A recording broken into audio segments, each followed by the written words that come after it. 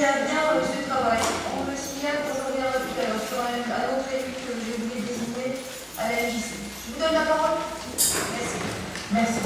Tout d'abord, je voudrais vous apporter des excuses du bureau d'études qui ne peut pas venir cette semaine pour plusieurs raisons.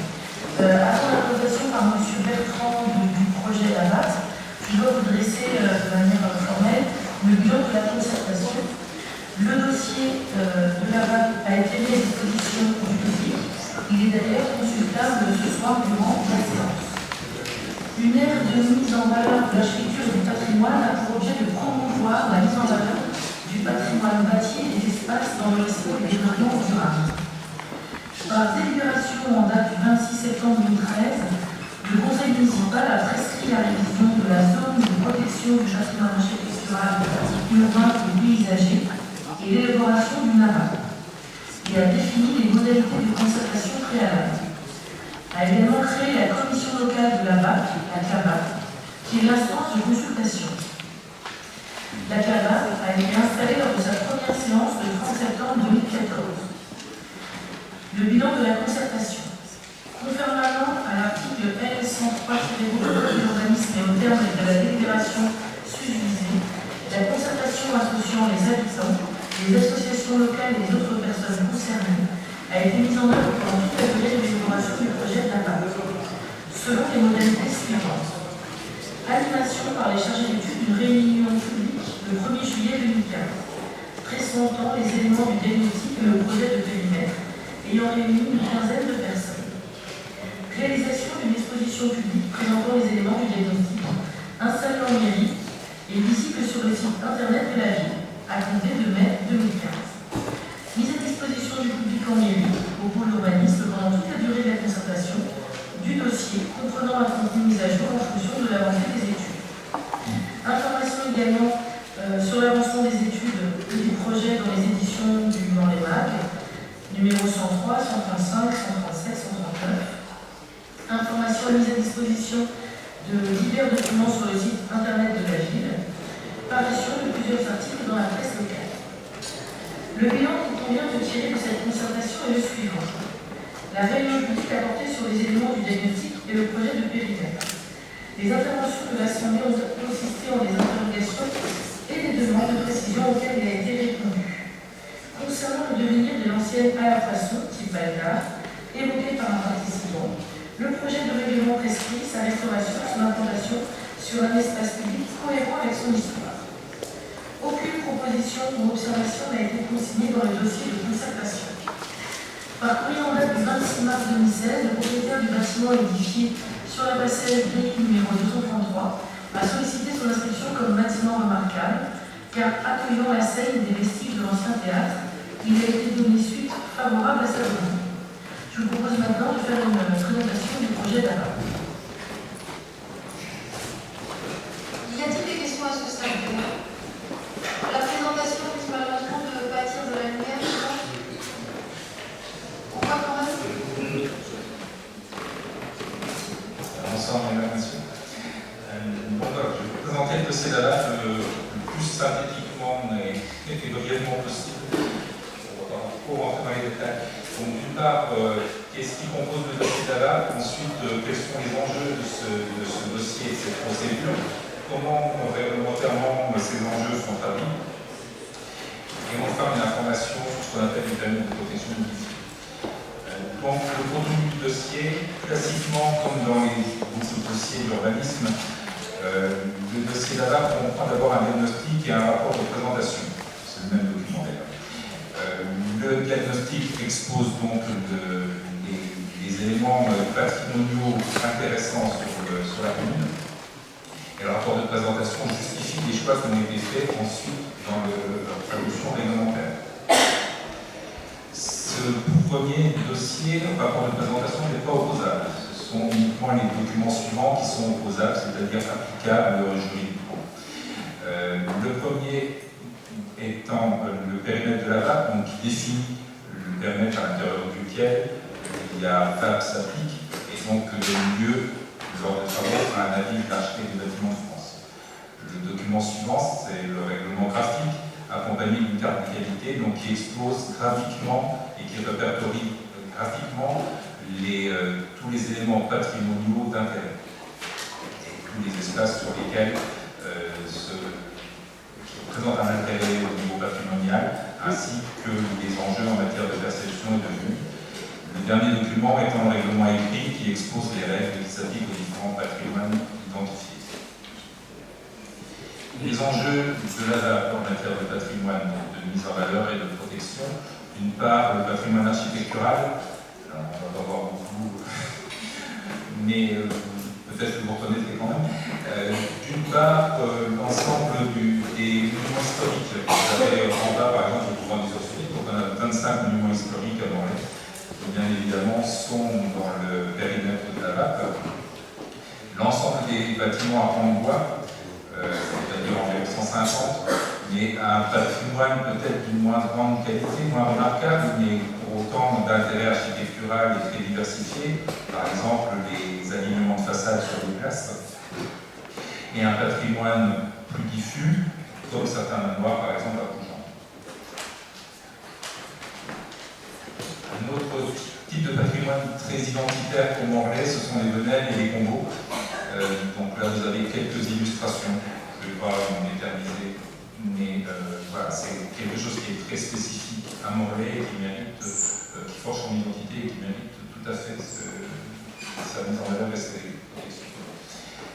Les ports, parce que le port a connu de nombreuses évolutions au fil de son histoire. Donc, à l'origine, la rivière qui remontait jusqu'à la place des Otages et les places, place Charles de Gaulle, place Corny, qui se sont constituées sur les quais à l'époque, donc qui constituent aussi un élément très important de l'identité de Morlaix. Et la présence de l'eau dans la ville, on voit ici Charles et Préfeu qui ont un rôle très important dans la configuration de la ville et dans son intérêt paysager et patrimonial. La topographie qui influe au niveau des vues et des perceptions qu'on peut avoir sur le site urbain. Et tout le paysage qui borde le Seine, donc la rivière de Morlaix, et le paysage agricole du secteur de Flandre. Voilà les quelques grands éléments qui justifient tout à fait la création de la VAP. Comment ces enjeux de préservation et de mise en valeur se traduisent réglementairement? Donc d'une part, au niveau du périmètre, ça va être un petit peu périlleux pour présenter les choses. Là, c'est juste un petit rappel. Vous avez sous les yeux le périmètre de la ZQPEP, donc la zone de protection du patrimoine architectural, urbain et paysager. C'est le document en vigueur depuis 2003 qui couvre une surface de 886 hectares, c'est-à-dire 35% du territoire communal. Le périmètre de la VAP, tel qu'il est proposé ce soir, a été légèrement élargi avec 6 hectares supplémentaires. Je vais vous détailler ensuite les points sur lesquels il y a eu des modifications. Donc, il couvre une surface donc, de 892 hectares tel qu'il est proposé actuellement, c'est-à-dire 35,7% du territoire de la commune. À savoir 240 hectares de secteurs urbanisés et 650 hectares de secteurs paysagers, donc ce que vous avez en vert foncé, qui constituent la majorité de la VAP, pour lesquels les enjeux sont essentiellement paysagers, il s'agit de secteurs peu bâtis. Le centre, alors, ce périmètre a été découpé, si on veut, en 5 secteurs qui présentent des enjeux en termes de patrimoine et des modes de gestion spécifiques. Le premier, c'est le centre ancien, qui s'est développé dans le centre ancien autour donc, du château et de la ville fortifiée qui se sont implantés à la confluence du Jarreau et du Préfeu, puis des faubourgs que l'on trouve sur les coteaux, le long des anciennes voies romaines, ont constitué le centre ancien, ainsi que les quais qui ont bordé le port dans ses différentes évolutions. Ce centre ancien, on le retrouve ici, donc c'est le secteur numéro 1 de la VAP, il correspond au secteur sauvegardé, tel qu'il a été approuvé et créé au mois de décembre 2015. On va faire l'objet ultérieurement d'un règlement spécifique qui doit encore être élaboré, mais d'ores et déjà, il est quand même couvert par la ZQPUP et prochainement la MAP. Donc ce périmètre-là correspond au secteur sauvegardé. Les coteaux urbanisés, ce qu'on voit en rose sur la carte. Donc là, les enjeux sont à la fois en termes de patrimoine architectural, mais également en termes de patrimoine paysager. Donc il s'agit là de toutes les extensions du 19e siècle qui bordent les rues qui ont été créées à cette époque-là, comme la rue du Neuf par exemple, qui comprend des éléments paysagers importants, notamment tous les crins que l'on peut percevoir d'ici, d'ailleurs tous les crins basés autour du centre-ville et du centre historique, des équipements importants comme la gare, l'hôpital, le lycée, l'ancien lycée de Terminix. Donc tous ces éléments constituent le secteur 2, avec des enjeux en termes de vue, donc notamment pour tous travaux conséquents, il faudra notamment garantir que la qualité perçue soit suffisante. Par rapport au périmètre de la VAP, les seules modifications de périmètre, la première concerne le secteur de la gare, qui dans la ZPEP n'était pas, des arrières de la gare, qui n'étaient pas couverts par la ZPEP, qui le seront dorénavant dans la VAP dans le cadre du projet de renouvellement urbain du quartier. Une extension à l'arrière des bâtiments du Télégramme, là où il y a un projet de chaufferie porté par les communautés, et une autre extension qui était plus un oubli dans le cadre de la ZPLP également, qui était la protection d'une partie de la voie verte qu'on trouve au niveau de la Fontaine-Bleue.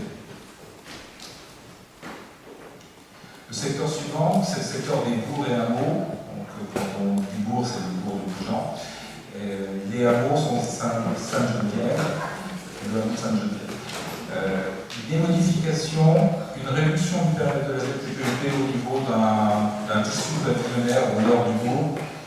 Par contre, une extension du périmètre au sud du bourg, là où la ville porte des projets d'urbanisation, mais où se posent aussi des questions de mise en valeur et de protection des vues sur le bourg. Donc le secteur de Parc-à-Montré, qui dorénavant va être couvert par la VAP. Et un autre secteur, c'est le petit secteur de Mousteron,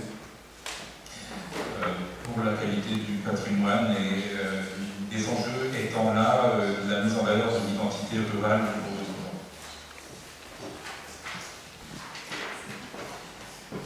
Le secteur 4, c'est le secteur des vallées, donc du Jarlot et du Queffleux, ainsi que la vallée Thibault, qui présente des spécificités parce que à la fois ce sont des secteurs urbanisés, mais à la fois également des secteurs où le paysage et l'impact de la topographie sont très importants, donc avec une réglementation spécifique à y appliquer.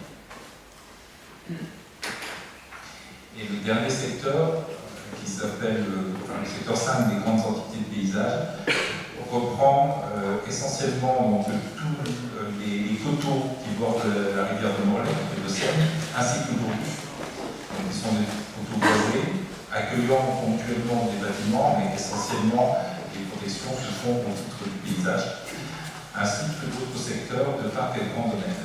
Les modifications principales par rapport à la ZPEP, ce sont l'ajout des secteurs de Pointe-Morvan, ici de Terramont, l'allée de l'Angolvas, qui était l'ancienne allée historique du château de Carouza, et une réduction de périmètre par contre au niveau de la clinique de la baie. Donc on le voit, c'est ce secteur-là, en dehors des coteaux de la rivière, protège également et porte également sur les grands ensembles, les grands domaines que l'on peut trouver par exemple en Fintemille. Par exemple ici le Carouza, dans les grands secteurs où il y a des domaines avec des parcs aussi. Comment tout ça se traduit graphiquement? L'ensemble du patrimoine que je vous ai exposé est graphiquement sur le plan. Donc, d'une part, les bâtiments, donc avec une déclinaison sur la qualité des bâtiments, à savoir les bâtiments remarquables qui comprennent tous les bâtiments à grande voie, mais également d'autres bâtiments privés au public qui sont d'une grande qualité architecturale. Réglementairement, ce qu'il faut retenir, c'est que la démolition et l'altération sont interdites. Les bâtiments d'intérêt patrimonial qui sont à la fois quand même des bâtiments de qualité architecturale, mais d'une gradation inférieure aux bâtiments qu'on a vus précédemment. Donc, ces bâtiments, la démolition et l'altération sont interdits ponctuellement cependant. Une démolition pourra être autorisée pour un projet d'intérêt général. Les bâtiments d'accompagnement, ce sont des bâtiments beaucoup plus simples, mais qui sont situés dans des continuités bâties avec des bâtiments d'intérêt architectural, donc qui font partie de la physionomie de la ville, pour autant qu'ils n'ont pas une aussi grande qualité architecturale, et donc pour lesquels les contraintes en matière d'architecture et de matériaux, par exemple, sont beaucoup moins importantes. Et enfin, les bâtiments discordants, qui peuvent être discordants soit par leur échelle, donc soit qu'ils sont beaucoup plus hauts que le tissu environnant, soit beaucoup plus bas, soit qu'ils ont été profondément remaniés, où là les contraintes sont très très faibles et les émissions sont autorisées. Voilà, là je vous ai présenté les différentes gradations en matière de bâtiments. En oubliant de vous parler des monuments historiques, mais vous aurez réfléchi vous-même. L'une des grandes des autres catégories, sont tous les éléments protégés au titre du paysage. Et là, pour le coup, il y a une identification assez forte qui a été faite pour différencier ces espaces qui vont avoir chacun des règlements différents. Donc on a ici en vert clair tout le secteur des jardins, donc les jardins essentiellement privés, mais qui comprennent tous les secteurs des combos. Et notamment dans ces secteurs-là, la suppression des murs de soutènement ou des combos, la modification des terrasses sont des choses qui sont interdites en matière de travaux. Les grains naturels en vert foncé, ce sont essentiellement les grands boisements qui contribuent à l'environnement paysager du centre ancien. Ont été identifiés également les arbres isolés ou les arbres d'alignement, qu'on peut trouver par exemple sur les places, qui présentent un intérêt en matière paysagère, donc tous les arbres n'ont pas évidemment été répertoriés. On a aussi la présence des parcs et des grands domaines, ici par exemple les Calvariennes, qui ont aussi des spécificités, notamment par exemple sont entourés de murs particuliers, souvent de jardins aussi dans certains aménagés à la française, donc qui ont là aussi leur propre règlement. Et dernière catégorie, ce sont les espaces verts publics, pour lesquels là aussi des préconisations en matière de travaux sont prévues. Ont été répertoriés également tous les éléments patrimoniaux, comme par exemple liés au patrimoine hydraulique, les lavoirs par exemple, et donc d'autres éléments, bien sûr également tous les espaces publics d'intérêt qui là aussi ont des prescriptions adaptées à chacun de ces espaces. Donc c'est un travail qui a été réalisé à l'ensemble du périmètre de la BAC, donc qui est quand même un travail de diagnostic et de repérage considérable, donc qui se traduit après l'encadrement. Et dernier élément qui a été identifié, ce sont les enjeux en matière de vue, dont je vous parlais tout à l'heure, avec l'identification des vues principales qui présentent un intérêt notamment sur le centre ancien, mais aussi entre les coteaux, et donc le périmètre qui convient de protéger, ou en tout cas d'être attentif en matière de travaux qui découlent de ces. Le règlement écrit, alors je ne vais pas rentrer dans le détail, ce qu'il faut en retenir, c'est qu'il y a pour chacun de ces secteurs un ensemble de règles, d'une part qui gèrent les perceptions, donc le point de vue et le périmètre de perception, donc pour chacun de ces secteurs. Ça c'est la première partie dans chacun des secteurs, le règlement est structuré de la même manière. Ensuite, des règles urbaines qui parlent plus des espaces publics. Des règles architecturales qui, là, sont adaptées à chacun des types de bâtiment. Effectivement, on n'aura pas les mêmes règles sur un bâtiment en bois que sur un bâtiment non répertorié, enfin, de moindre qualité. Des éléments de patrimoine ponctuel, je vous parlais du patrimoine hydraulique, il peut y avoir aussi ponctuellement des statues, on en a certaines sur les façades Morlaix, des éléments de patrimoine religieux, donc tous ces éléments ont été identifiés et un règlement spécifique s'applique à ces éléments-là. Des règles paysagères, donc là par exemple sur le centre ancien de ce secteur-là, les règles paysagères portent essentiellement sur les murs de clôture, sur les jardins dont on parlait tout à l'heure, dont les tombeaux, sur les parcs et grands domaines, parce qu'on en a dans ce secteur-là, sur la gestion des arbres et des alignements, et sur les clins boisés. Donc voilà, c'est toute une partie de règles qui portent avant tout sur le paysage. Donc on retrouve ça dans chacun des 5 secteurs. Le dernier secteur étant celui des grandes entités de paysage, où là, les règles en matière architecturale ne sont pas existantes, mais disons que les protections se font avant tout en matière de paysage. Donc là aussi, l'essentiel du règlement et des préconisations, des prescriptions portent sur les éléments paysagers.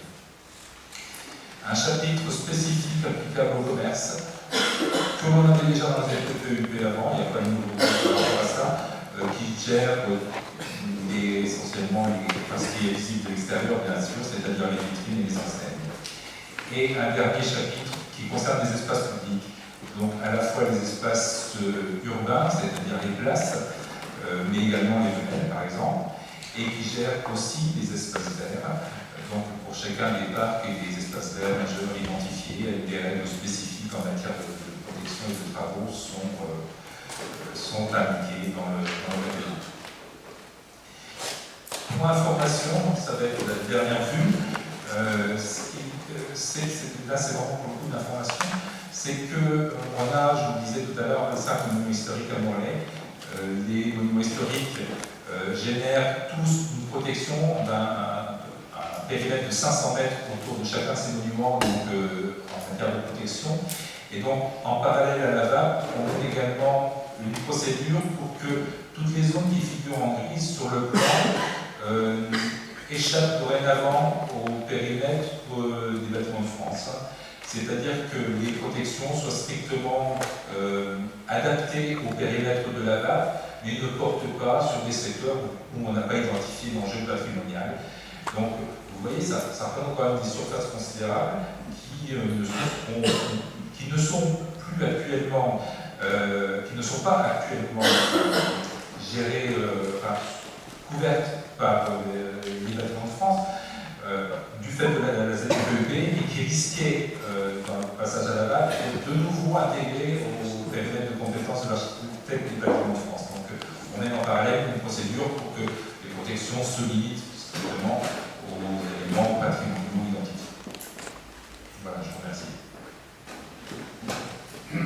Merci beaucoup pour cette présentation. Est-ce qu'à ce stade, il y a des observations, des questions, M. Corse? Oui, simplement pour insister sur la qualité du travail qui a été fourni par le bureau d'études, que je pense qu'on a peut-être pas assez suffisamment souligné. Et moi, je voulais revenir sur la concertation. Sur la concertation dans la mesure où le bilan, malgré tout, est maigre et peu satisfaisant. La réunion publique, une quinzaine de personnes, aucune remarque sur le dossier de concertation qui a été déposé donc, au service urbanisme. Bien sûr, des articles dans les maths, dans les journaux, le site internet, mais sans que l'on puisse contrôler l'effet précis de ces publications. Et en fait, on va dire malheureusement, dans le comité de pilotage, aucun représentant d'association patrimoine ou de personnes, on va dire, compétentes qui auraient pu intervenir en termes de conseil. Je regrette que finalement cette question-là ne soit pas reprise par la population. Reprise, je veux dire que si on regarde l'enquête publique du pôle gare, le PEM, il n'y a eu que 11 personnes à apporter des remarques sur le dossier d'enquête par rapport aux 15 000, et sans parler bien sûr de Saint-Martin, mais les deux populations de Morlaix et de Saint-Martin, c'est dérisoire. Donc ça veut dire que si l'on veut effectivement qu'il y ait une prise en compte de ces questions, que les gens puissent s'approprier les enjeux, eh bien, il me semble nécessaire de réfléchir à d'autres moyens de sensibilisation, aussi bien en termes d'exposition, de bus itinérants, de rencontres, enfin, toutes sortes comment dire, de moyens de médiation différents, de telle manière que le public puisse prendre compte à la fois de la qualité de cette architecture, de l'enjeu que ça représente pour le marché, pour les artisans. Hein, c'est aussi une source d'emploi assez intéressante. Et puis c'est aussi une introduction à la mise en place du secteur sauvegardé. Hein, donc je crois que ces enjeux-là ne sont pas négligeables. Merci. D'autres demandes de parole? Madame Caillot. Monsieur croirait qu'il faut ignorer au niveau spécialiste la présence de Monsieur Leloup, qui est spécialiste des bancs de bois, et de Loïc Kemener, qui est l'animateur du pays d'art et d'histoire. Donc je pense qu'on avait vraiment des personnalités compétentes autour de nous. Je ne nie pas du tout la qualité des personnes qui étaient, ni M. Naélec, etc. Il y a d'autres personnes tout à fait compétentes dans le comité de pilotage, mais il me semble que le lien vis-à-vis de la population morlaisienne aurait pu se passer aussi d'une autre manière. Voilà, tout simplement. D'autres prises de parole? Madame Tilly, Je voulais juste, vous avez anticipé mon propos par rapport au travail du cabinet et des services qui a été conséquent, complet et très appréciable. Alors moi je reste dubitatif par rapport à une interrogation, on ne peut pas forcer les gens. Enfin, après, je pense que le bord des vagues, le site internet, la presse, alors peut-être qu'il faut inventer de nouvelles choses, mais enfin, nous, 15 personnes à la République, voilà, tout est dit, quoi. Tout est dit. Donc, je vais pour le vote ou... Ah, bien sûr, oui, je l'ai dit en introduction, du coup, le document était consultable à l'urbanisme depuis le début, et ce soir, il est encore là, et consultable toute la soirée.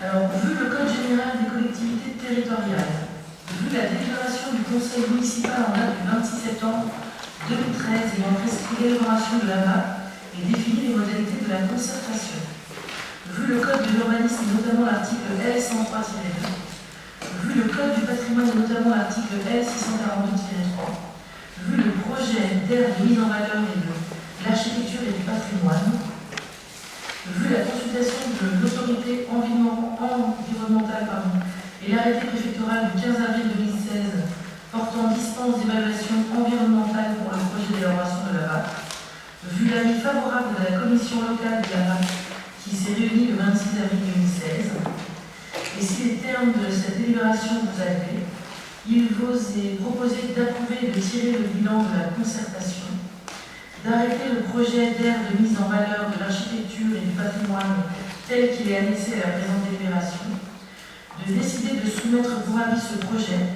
à la Commission régionale du patrimoine et des sites et aux personnes publiques associées mentionnées à l'article L103-54 du Code de l'urbanisme. La Commission des finances, dans sa séance du 9 mai 2016, a émis un avis favorable à l'unanimité. Nous allons passer au vote. Qui s'abstient? Qui s'oppose? Je vous remercie. Vote adopté à l'unanimité. Merci pour cette décision extrêmement importante pour Morlaix, pour son patrimoine, bien sûr. Mais le patrimoine, ce n'est pas seulement la préservation du passé, c'est aussi la préparation de l'avenir. Donc c'était très important. Merci beaucoup. Je passe la parole, puisque nous revenons. Alors, je reviens, sur la délibération, sur la désignation d'un élu dans les structures.